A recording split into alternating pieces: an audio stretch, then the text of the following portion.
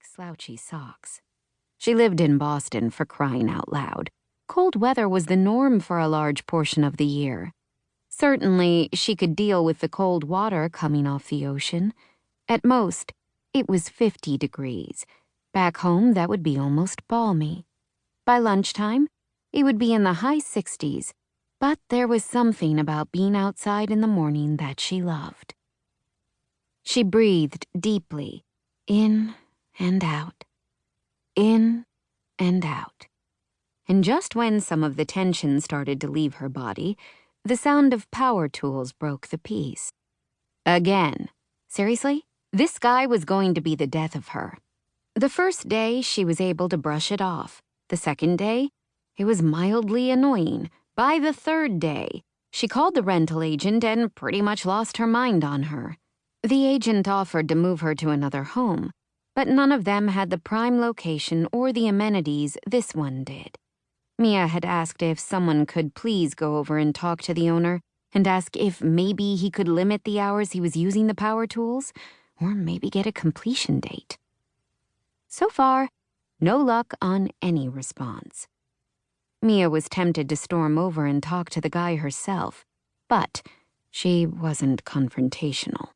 In her mind, she was, but the reality, not so much. Now it was her 5th day here. She hadn't written anything like she needed to, and her publisher and editor were breathing down her neck because the book was already a month overdue.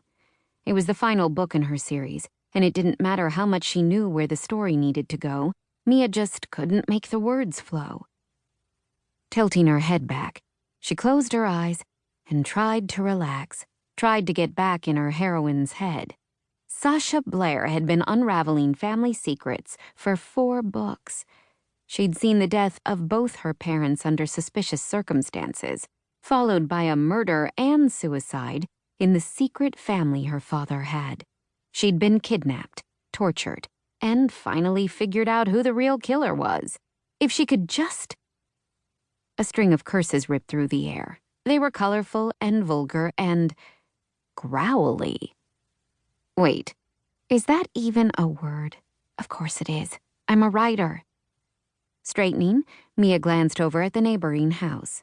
She had yet to see this elusive disturber of her peace, but she'd certainly heard him. If he were a character in her story, she would have let someone kill him by now. Or at the very least, put him out of commission for a good long while. More cursing flowed through the open sliding glass doors, and then the sound of something crashing. With a gasp, Mia was now seriously tempted to go over and make sure he was all right. But then the heavy metal music started up, and she figured he was just fine. Inconsiderate, but fine. With a growl of her own, she stomped back into the house and slammed the door. There had to be something she could do. There was no way she could spend 3 months here making herself crazy. The plan had been to finish the book in a month, and then spend the next 2 plotting her new series, doing edits, and just relaxing. But at this rate, she'd be insane by the end of the first month. Pacing around the luxurious living room, Mia did her best to calm down. With the windows closed, the noise was almost bearable, and if she put in her earbuds and some music, she wouldn't hear it at all. But she hated the earbuds almost as much as the guy who was probably going to force her to use them. And on top of it, it wasn't part of her normal writing routine, and that, more than anything, was killing her. Soft music, comfy clothes, and a room full of her favorite things always helped her get the words on the page. There was the pre-writing cup of coffee followed by a mid-morning iced coffee. Lunch consisted of her favorite salad, spinach and grilled chicken, along with a tall glass of water with lemon. After lunch, she'd go for a walk around her neighborhood, and by the time she was back home and sitting at her desk, she'd write until dinner time. It was a safe and boring routine, but it got her through multiple books. Until now. "This is ridiculous," she muttered.